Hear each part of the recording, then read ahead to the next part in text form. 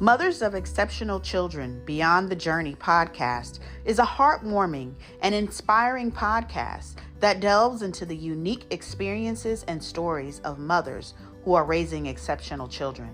This incredible platform offers a safe space for these amazing women to share their triumphs, challenges, and everything in between as they navigate the extraordinary journey of parenting children with special needs. Each episode is filled with insightful discussions, valuable resources, and heartfelt conversations that aim to empower, uplift, and connect mothers from all walks of life. Whether you're a mother seeking support, guidance, or simply looking to gain a deeper understanding of the beautiful complexities of raising exceptional children, this podcast is a must listen.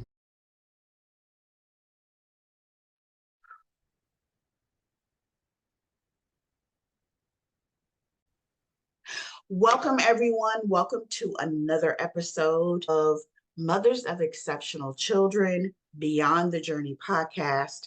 I am your host, Khadijah Ali, and I am here joined with a guest, Nieleh Wilcots. We are going to talk today about life insurance. I feel like this is a very, very important topic to get into, especially when it comes to exceptional children. I think this is something that I have not seen really discussed in our space of raising exceptional children. So it's an honor and a pleasure to have her here today. And I just want to welcome you, Nieleh, to the podcast and just say we're happy to have you here and we're happy to hear your expertise, and we're going to jump right in. Well, good afternoon, and Khadijah, thank you for having me. It's a pleasure to be here and to talk with you on this subject, the subject of life insurance in this space when it comes to exceptional children. I'm glad to be here. Absolutely. So, can you tell us a little about your background and how you became a life insurance agent? Sure. My background is bookkeeping and accounting. And even being in that space, that financial space of accounting, I wasn't really growing financially. I didn't recognize that really at the time, just because what I've experienced growing up and what I learned and what I didn't learn. Thankful for my parents and grandparents and all of that, just the reality of what I, didn't learn and what I did learn. And I mean, I started balancing my checkbook when I was 18 and I actually enjoyed it and I still do it to this day. So just having that natural ability to keep track of numbers and budgets and things like that, I came to a realization at one point that that's not the only thing that's involved when it comes to just overall financial growth. So that led me to start digging and, thinking there just has to be a better way. I couldn't buy into the fact of purchasing a home and taking 30 years to pay for it. And by the end of the time I pay for it, I've paid for 2.5 houses, but I only have one. So that led me to Dave Ramsey's Financial Peace University. Yes. And with that background in accounting, I was able to just gravitate toward it. It just made so much sense. And in doing that, I ended up paying off $100,000 worth of debt in just under 3 years. And that was really impactful for me. And just again, I had never seen anybody that I knew that I can put a face and a name to that had did anything like that. So that was really monumental. And then I felt God leading me more to that. I just had to be the first guinea pig. I had to do the test on myself first.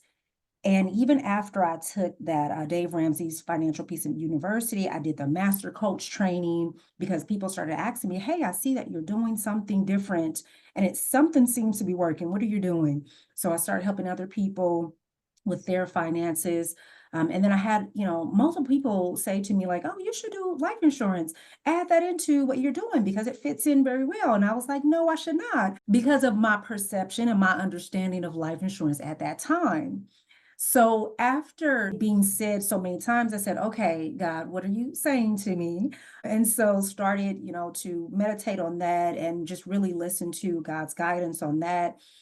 And then I came across the Nelson Nash Institute and I learned the benefit of life insurance as an asset Right. versus just an expense. And so the more and more I learned about that, I even opened up a policy on myself. We'll Mhm. back up a little bit. I actually had a group that I was working with about 5 years ago. They wrote a policy on me. And even though they were just kind of riding the current hype wave at the time, I knew that there was something there. They didn't really know how to explain it. And the policy that they sold me really wasn't in my best interest. However, I knew that there was something there. And once I actually studied and learned how to write the policies to truly be based on their current situation, their goals, and what's important to them. And again, doing that on me, I was able to rewrite that policy to really work for me and to be used for retirement so that I can pull from that in retirement and I won't have to pay any taxes on that. And so that alone got me excited about life insurance because of the possibilities. They are truly, I don't want to say endless, but for lack of a better word, it's all about the creativity and really being able to start where a person is and help them grow with that, develop a plan that they can grow as we grow through the different stages of life. Because life insurance is not just about death, it's actually planning for life. Very well said.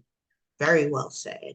And I think that to add to a lot of good points that you've made, and thank you for sharing, your journey, because I think a lot of people don't really understand, number one, the power of life insurance, right? That it is Right. an asset.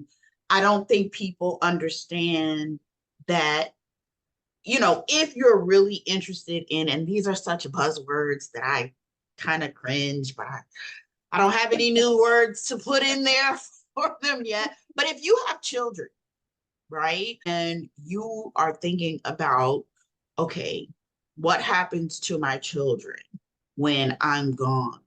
What happens to my grandchildren when I'm gone?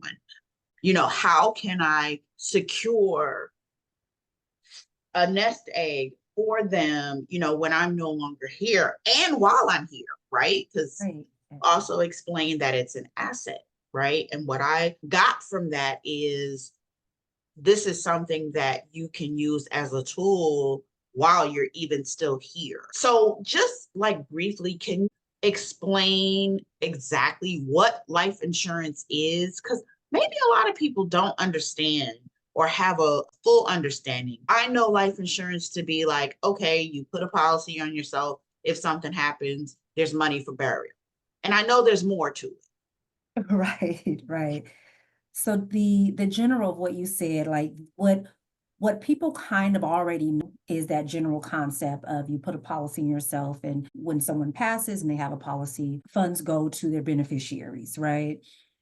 Risk protection is what it is. It's so that in the event someone passes away, only does their family, it allows their family to be able to replace that income that is no longer there, right? That's one aspect of it.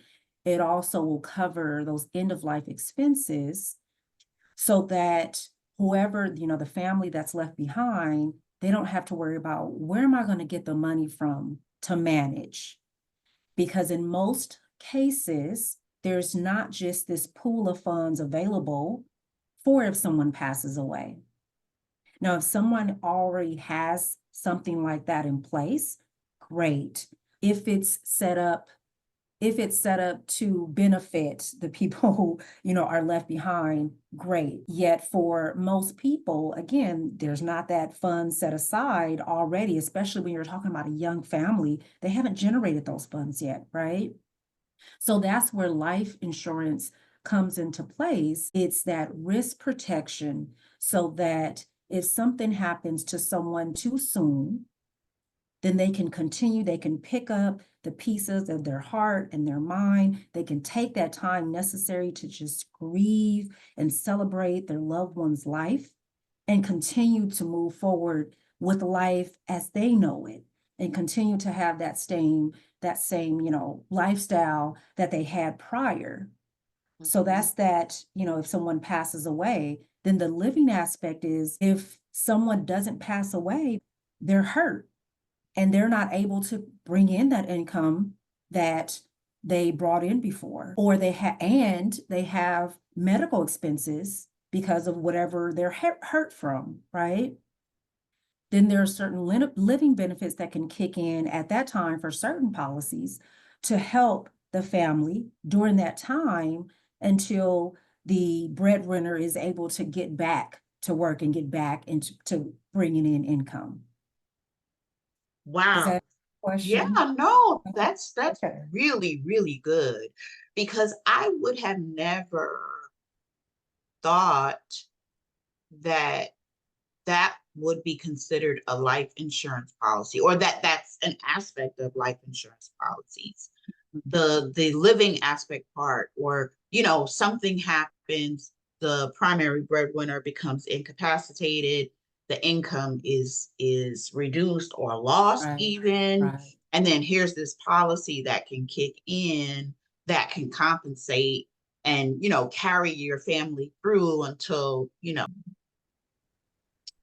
settle, if you Yes. will. And Mm-hmm. so that kind of goes into my next question, which is the different types of life insurance policies available, because I only know of the very simple terms term and whole, right? And I know there are probably way more than that, but these are the buzz. Again, this is this Right. limited knowledge of the buzzwords that we all hear, term and life, term and whole. So can you tell us about some of the other policies that are available?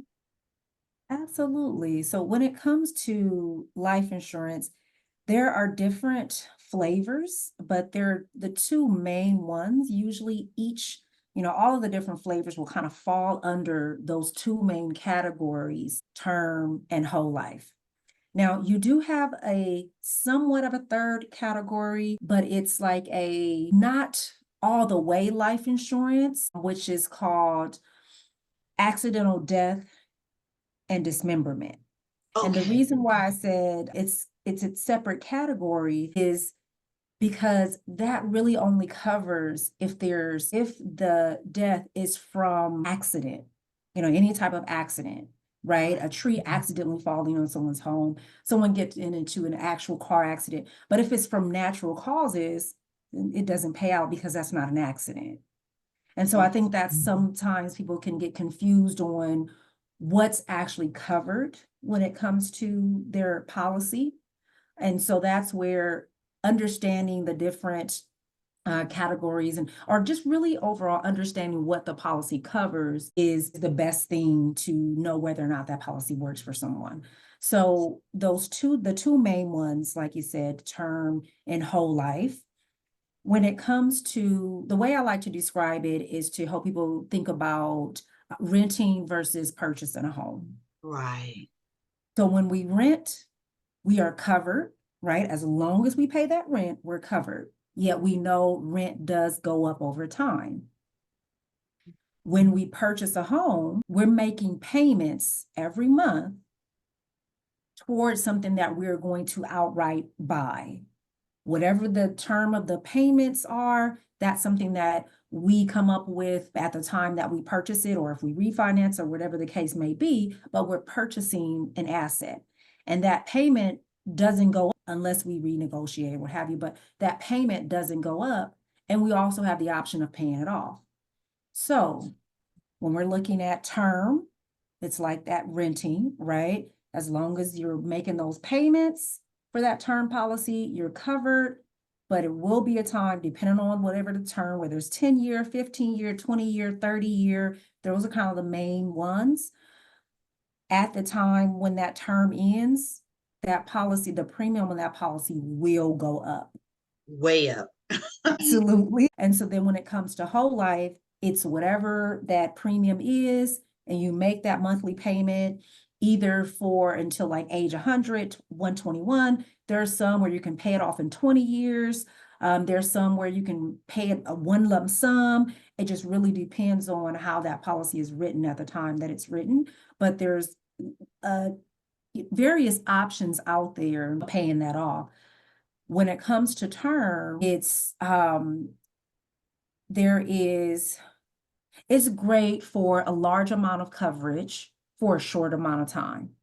When it comes to whole life, it's great for actual financial growth and being there at the end of life when you need it.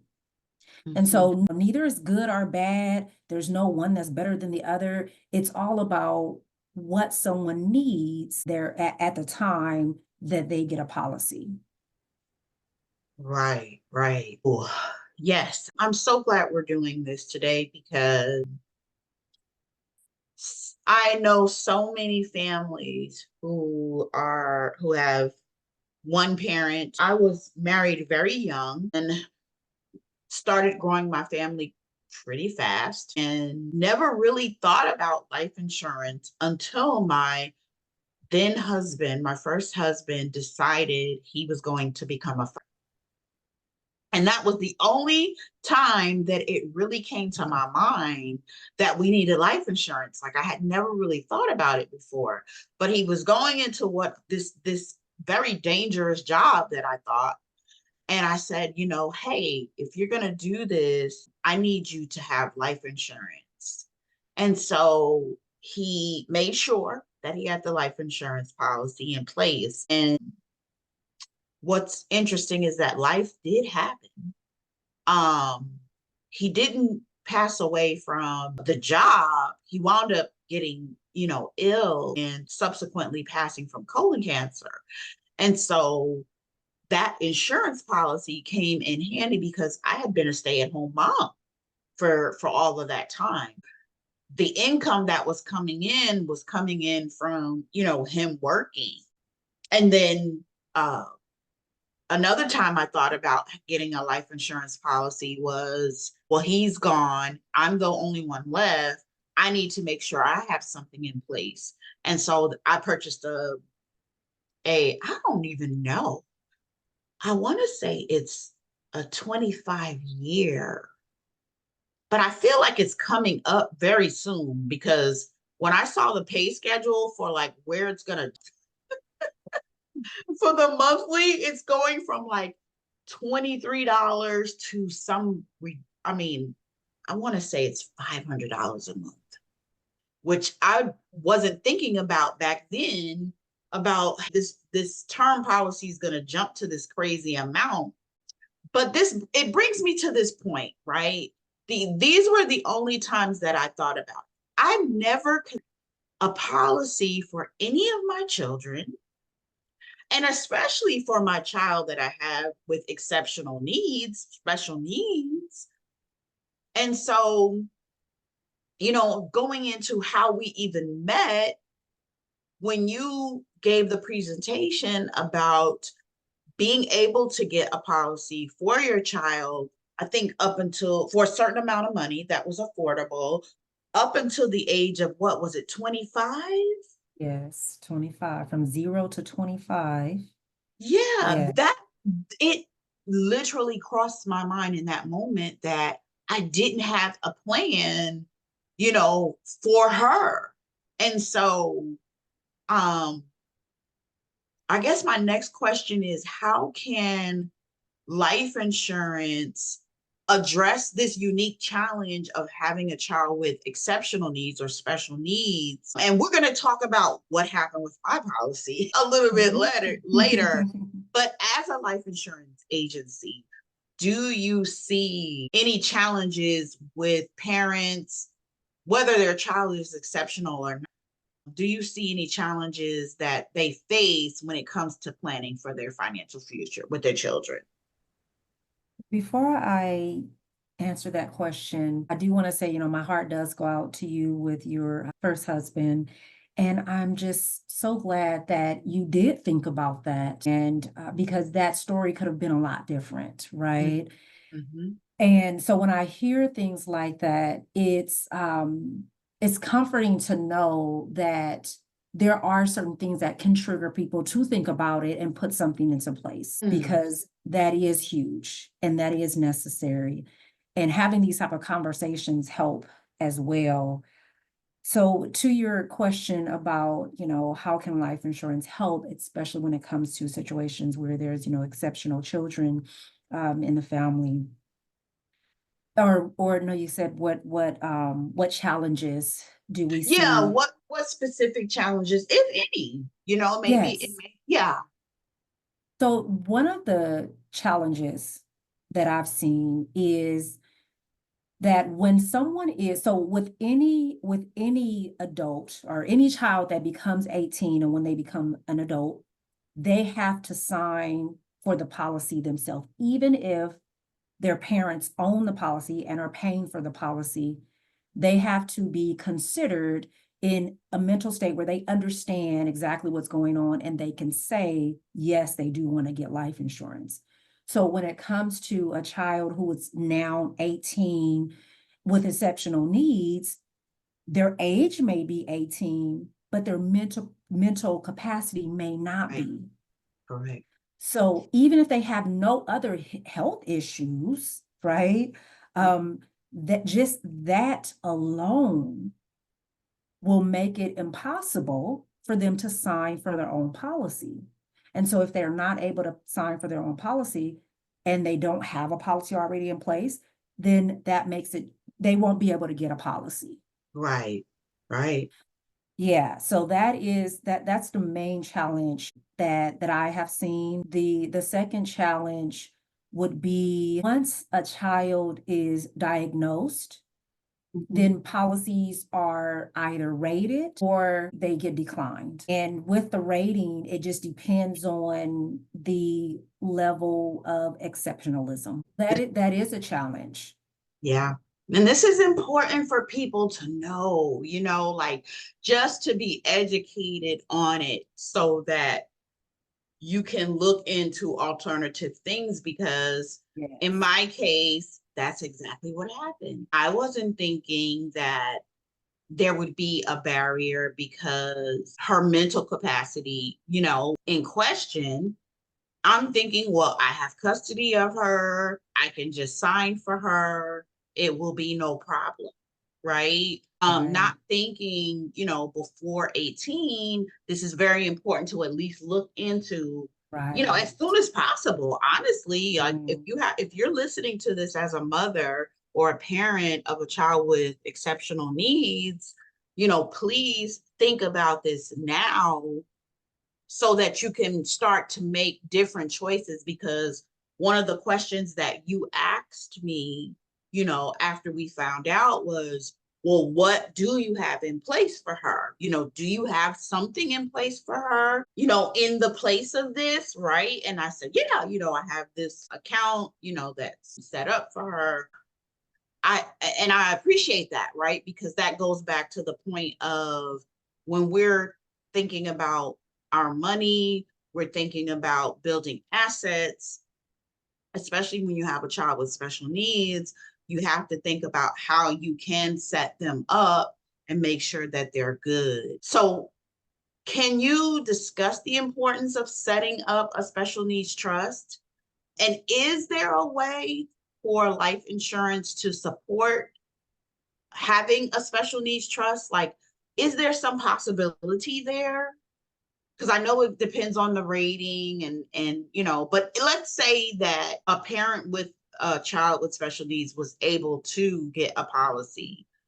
How could they merge or marry with a special needs trust? Is that possible?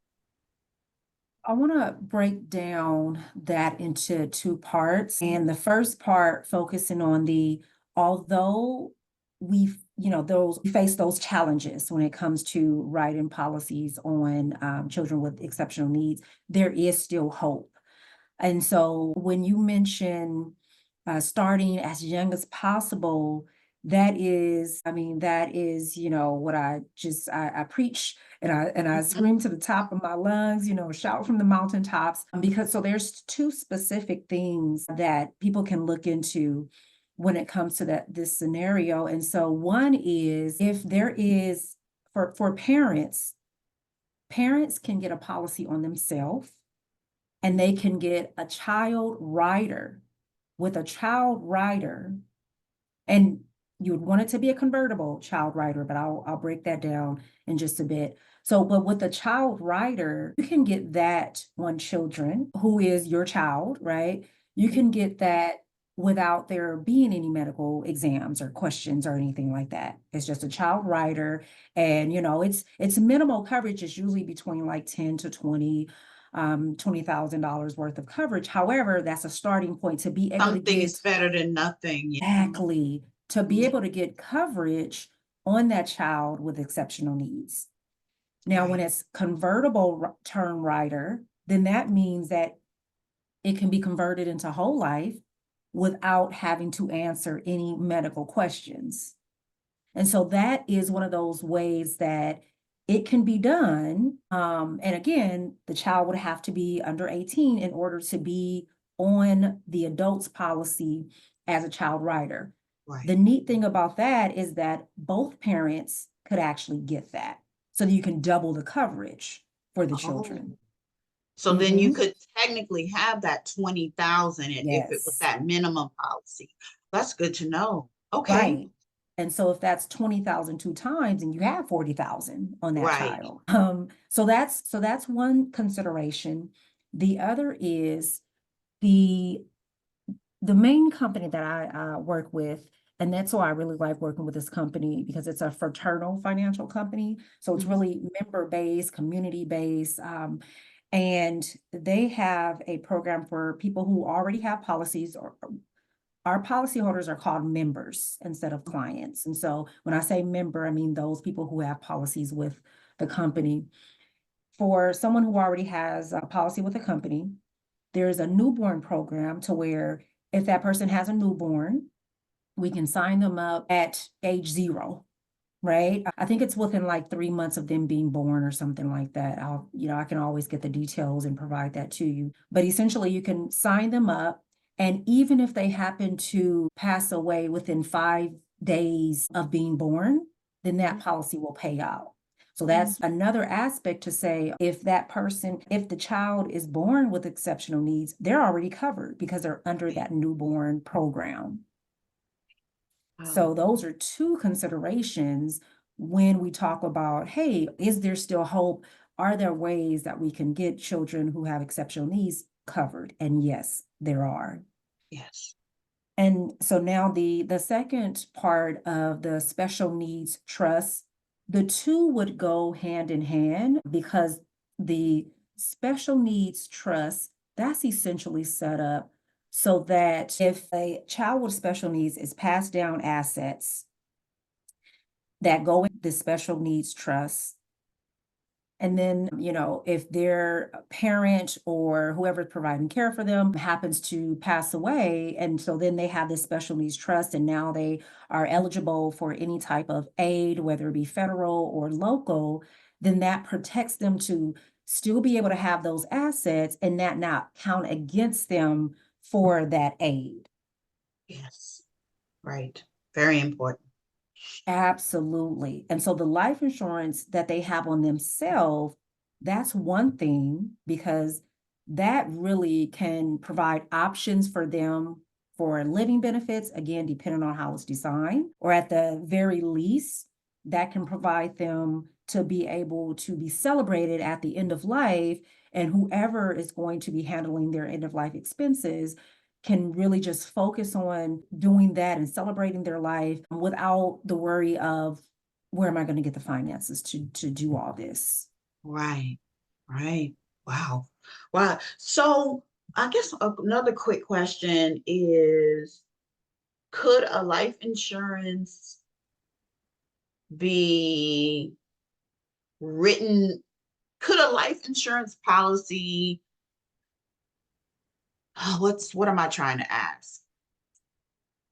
could a policy be taken out with the special needs trust being the guarant, I guess that's the, am I saying it The right? The beneficiary. beneficiary, is that possible, or It is would it have to? possible. Okay. So it is possible for a trust to be a beneficiary on a life insurance policy. Now, if I ever have someone asking me about putting a life insurance policy in a trust, I Hmm. would ask them, what is it that they're looking to achieve at the end of the day?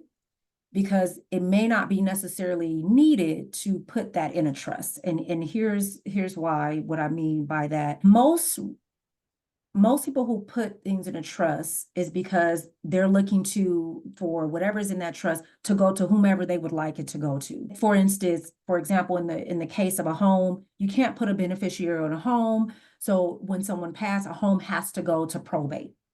Right. So for most people, the point of a trust is to avoid probate.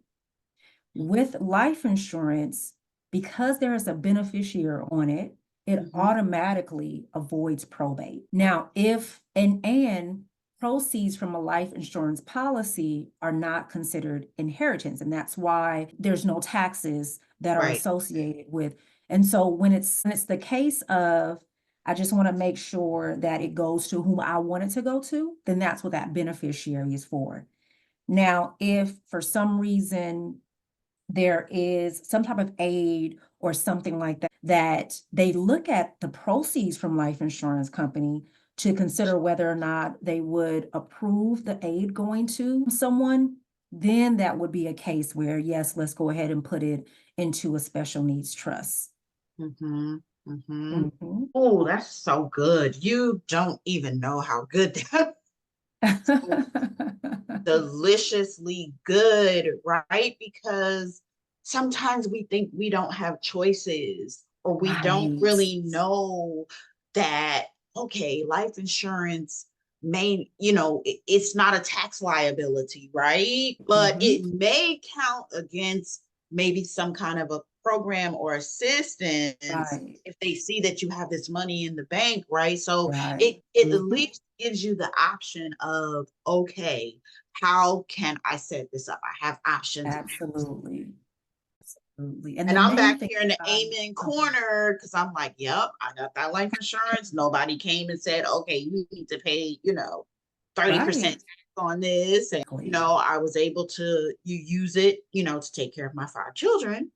But yeah, I feel so important for parents in general to know, but especially in our case, parents who have children with special needs. This has been the most informative interview. I feel like I said, I have not really heard anyone having this discussion, especially in the quote unquote special needs community. Maybe they are, I just haven't heard them. But I want to thank you for really educating the audience. And I wanted to ask you, are there any resources or organizations you recommend for parents seeking more information about life insurance and financial planning?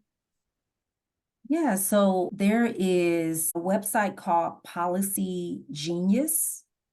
And what I like about that website is it is very objective. So that's if someone's just kind of, wanting to get information and they don't want to have to talk to someone right away, or they're not ready to talk to someone and they want an objective outlook, that's a place for them to go. The company that I work with, Modern Woodmen of America, that's another that going to that website, that's another good resource because there's a ton of articles there that you can find out about. There's also the fraternal aspect where you can find out about, even the concept of fraternal financial companies and what that means. And so understanding the fraternal side of things and the benefits of those. So those are two really good resources that I would say. I even have a video that I did on YouTube that breaks down the difference between term and whole life policies. It breaks it down in a little bit more detail than I shared earlier. My YouTube channel is Owning Peace Financial. I can always provide that information to you if you want to like put it in show Yeah, I'm going to notes. put that in the show notes for Okay, sure. okay. Yeah. Yeah. Okay. And how can listeners get in touch with you or find out more information about the services that you offer? My phone number would be an easy way. I can receive text on this number or phone calls, and that is 770-954.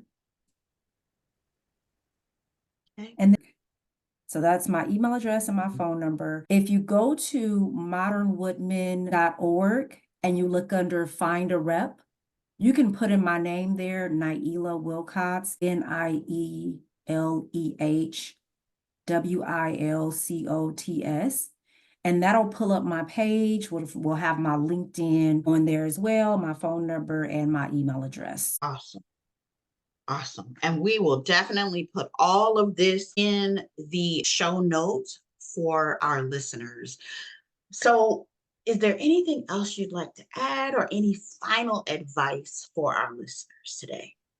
I do. I just want to touch on two things. One that you had mentioned earlier, just to kind of clarify that option that we discussed about children from age 0 to 25. What that is essentially a starter term policy where children from age 0 to 25 are eligible for $25,000 worth of coverage.